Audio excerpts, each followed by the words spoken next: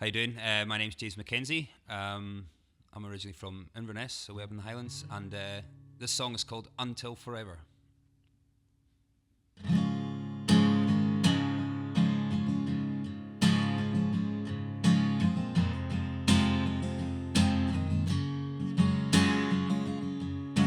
Harder than the sun,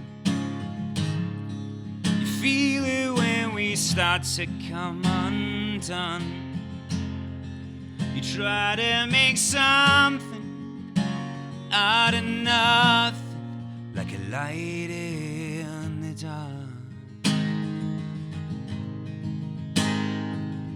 Sleepwalk through the day, at night you roll to face the other way. You tell me it's nothing, but it's something. We've grown apart. Oh, and you show me the stars, and you tear me apart, yeah. Promise me, honestly, you'll stay. Hold the line, and there's still time for change.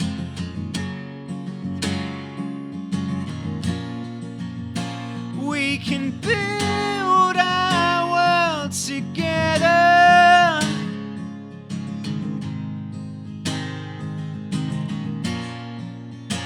If it takes until forever, forever's fine with me.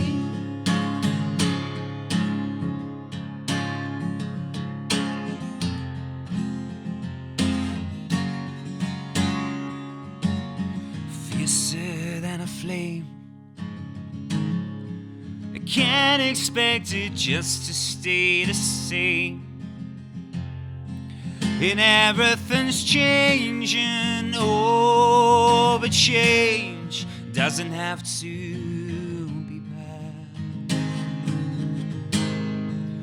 Oh, and you show me the stars, and you tear me apart, yeah. Promise me, honestly, you'll stay. And hold the line, and there's still time for change.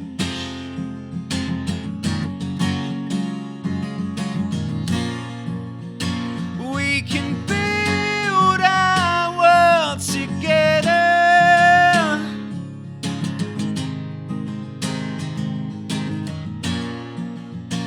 If it takes until forever,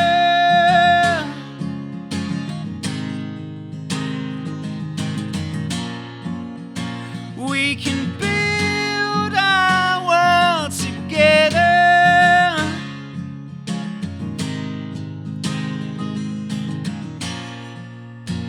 If it takes until forever, forever's fine, forever's fine with me.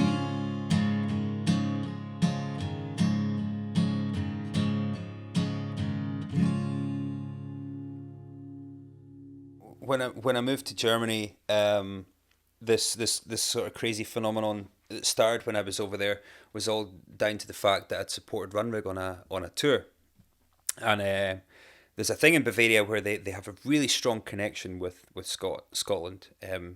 whiskey, kilts, you name it. You know, every stereotype under the sun, but in a good way. You know, it's not negative at all. And people would always ask me initially about Clan Mackenzie. Do you know much about your clan? And I'm always like, I don't know much about whiskey. I don't know much about my clan. I'm kind of one of those Scottish people that you can't really have those conversations with. But they're very similar in terms of pride. I mean, as Scots, we're very proud of where we come from. In Bavaria, there's a kind of a way back. There's a Celtic Bavarian thing that I need to research a bit more. But basically, there was this connection. They love their whiskey and they love their music. Every Scottish band that goes over and tours Germany, they just love it. And whether it's traditional music, whether it's rock and roll, whatever, they're really really into it. And I have actually asked people, what's the craziness with Scottish? You know, oh, you come from Scotland, that's really cool. What's the craziness?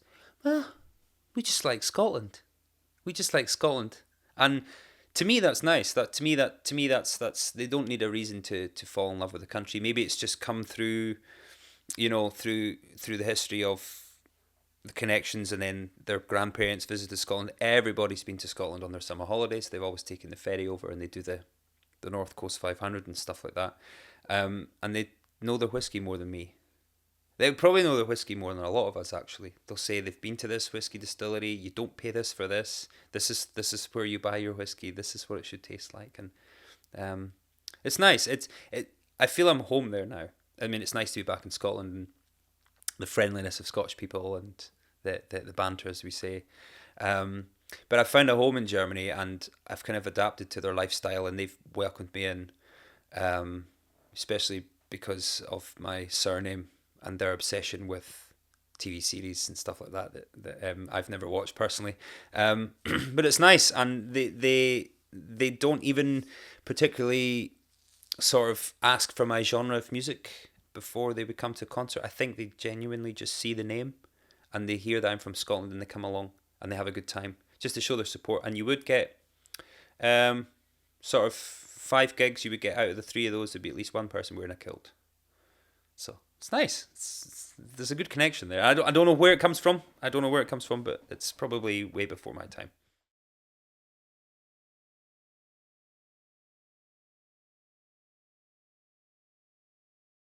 What happened with the Runrig thing?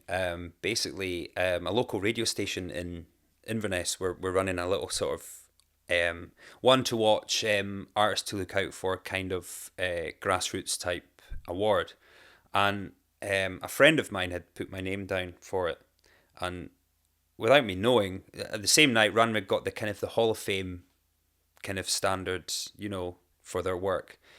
They were all there, and I got a phone call from their manager 3 weeks later saying, "Do you want to come out and support Runrig on their UK tour?" And I was just like, yes, you know, didn't even ask to get time off work or anything. I just said yes, I'm doing it.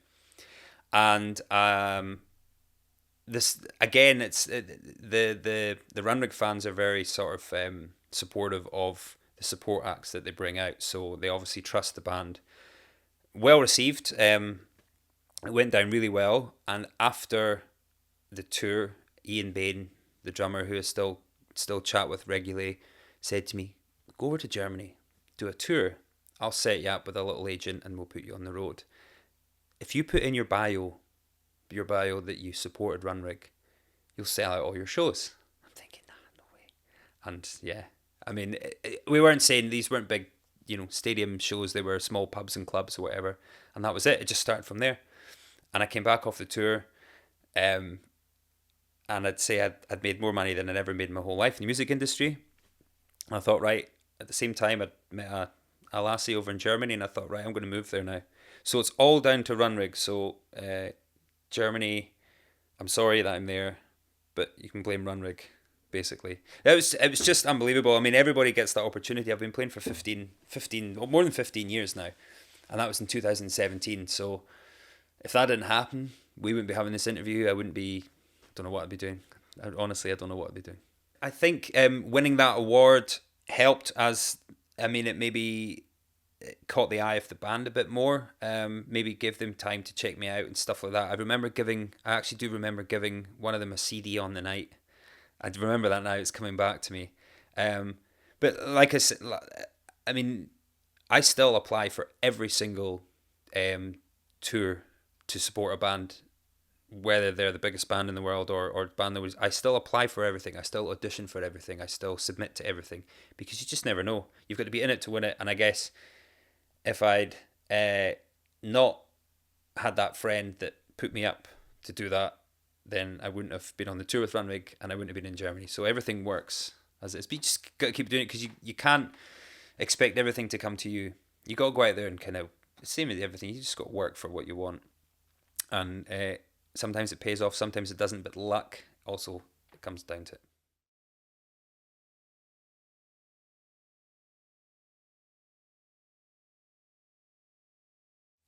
I get a wee bit nervous because we like a party here in Scotland, and we like a good gig, and we like a good dram. I'm looking forward to a. This is my first tour that I've done that I've sold tickets for in Scotland. I'm looking forward to playing to people that I don't even know, because I'm selling tickets in places I've never played before, which is good and at the same time kind of daunting. When I go up to Inverness and I play, that's going to be a room full of my mates that are going to have been in the pub all day.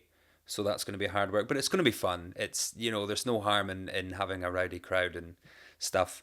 Um, it's different from Germany because in Germany, I was talking about this earlier, that they like to be on time. So if the doors open at 7, they're in at 7 and they're at the table and they're waiting for you to play. So you feel a bit pressured. Where it's a bit more relaxed here in Scotland. Everyone's having a beer and a chat and a joke and stuff, and then you get on the stage and it's different. Um, Apprehensive, but we'll see. It's got to do it. It's good fun.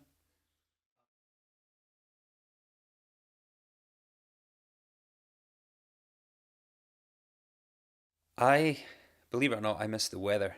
I know that sounds ridiculous. In Bavaria, it's very hot. It gets very, very hot, very humid. Um, but I also like the tap water from Scotland. I miss the tap water. There's a lot I miss, and obviously there's a lot that you don't miss, but I miss the friendliness of the Scottish people. You could walk up the street and you could say hello to somebody and they'll say hello to you back. Germans are very nice, but they're very closed. It takes a lot of time for you to uh, get them to open up, and before you realise that they're nice people. But in Scotland, you could have a blether and a yap with anybody, and um, I also miss the football. Um, I mean, uh, it's very hard to follow. It's easy to follow the Scottish football from Germany, but it's very hard to watch any of the games. I do miss Scottish football. Um, one thing more than anything, yeah.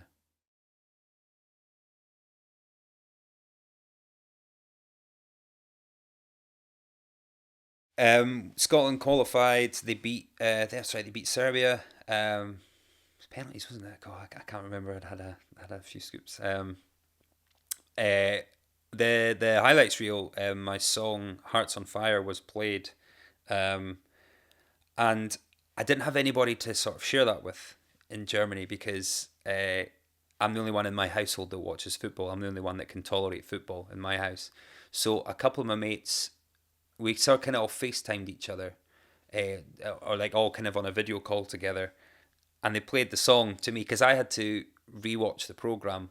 I had to try and find a way of watching it over there, and they said we can hear your song, and Scotland have qualified. So I'll always remember that when Scotland qualified for the Euros, my song "Hearts on Fire" got played, which was again. I mean, you can't top the Runrig thing. Can you top that? It's. But I think in terms of the Runrig thing is more the business and the music side of stuff, and progression in my music. But the song getting played is me as a Scotland fan and as a football fan. The two together is something different from music as a business. I don't know if you know what I mean, but it's kind of like wow, mixing the two together.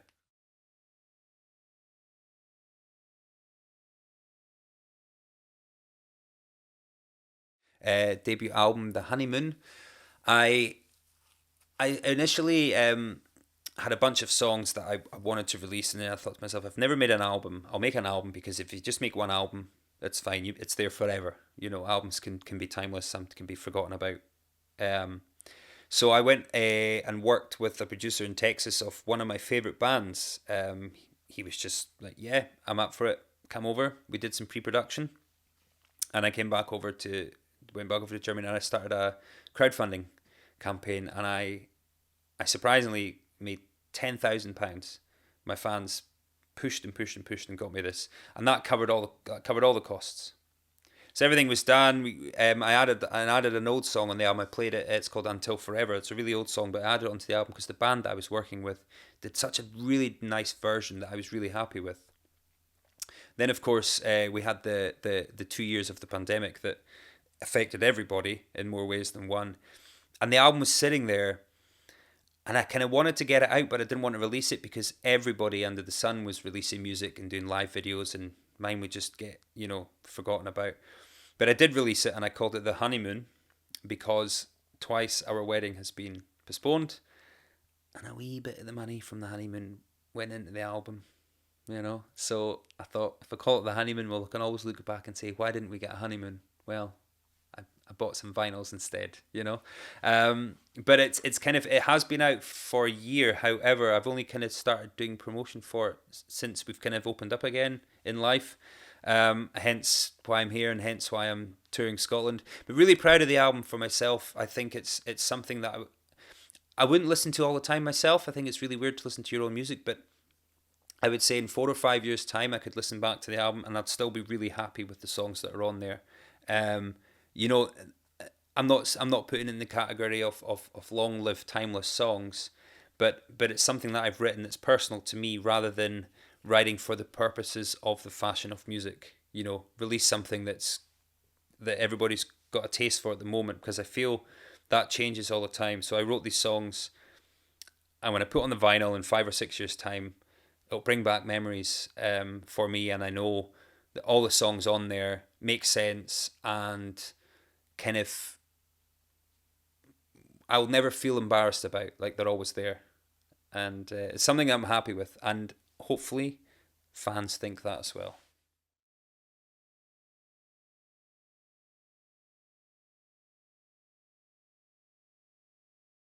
So there's a song I'm going to play that's called Shoulders, and I wrote that a long, long time ago when I actually lived in Glasgow. It was a time where my brother was at one of his low points. Like many, many people, suffers from mental health problems. Nobody talks about it. Nobody speaks up about it. Me and my brothers were brothers. We're close, but we're not close enough that we hug and we talk. And because I'm quite expressive through my music, I wanted to write something that basically what I would be trying to say to him if I could talk and be open about it. And it's basically about basically saying everything's going to be all right. People are there to talk to, and we know that your safe place is when it's dark and when it's cold and when you're alone. That's your safe place. But sometimes it's nice to come out of the safe place, come out of your comfort zone, and be in the normal life. And it's a really important song to me. And I went to Sydney, Australia. I don't know why I just go all over the world to write songs. I don't know. It's weird. I went to Sydney, Australia, and I played it to the guy, and he said, "We've got to do that song." And I told him the story behind it, and they could connect. And I think a lot of people connect with stuff like that, and we don't talk about it enough. So it's really important to me that when I play the song on stage, I always tell the story of why I have the song first. It's really hard to interpret that in German and in Germany. Again, I don't think it's talked about as much over there as it is here, mental health. But I always sort of say, if you're standing in the room with your pals, before I play the song, just look to your pal and give them a pat on the back and say we're there for each other. And I think it makes people feel a bit more relaxed when they hear the song. So I hope you enjoy it. It's called Shoulders.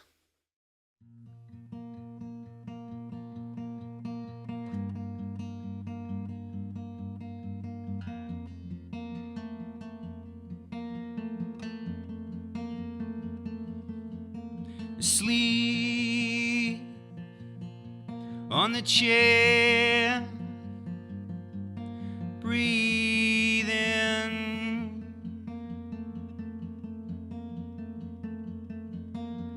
trying to remain easy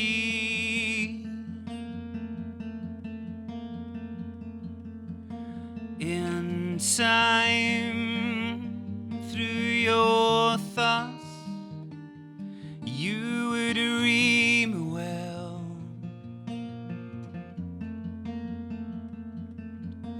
but most of all, just know that I will be right here to catch you when you're ready to fall. And we choke back tears that we need, and the life lies dead upon your sleeve, and the strength, it goes weak at the knees. But please don't apologize to me. Lay down on my shoulders,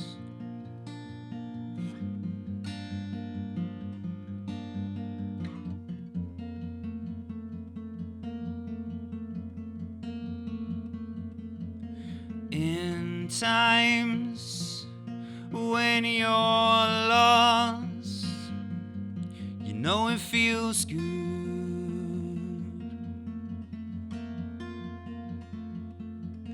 Remain unseen in the dark,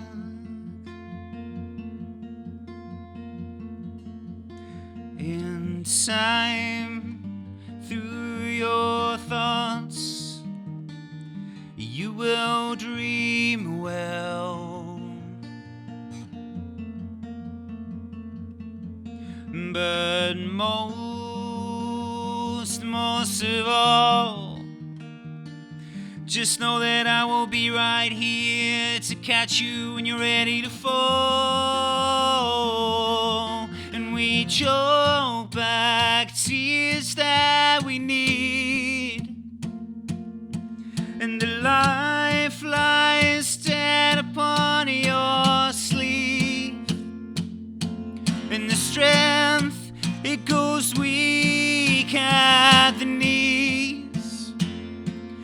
But please don't apologize to me. Lay down on my shoulders,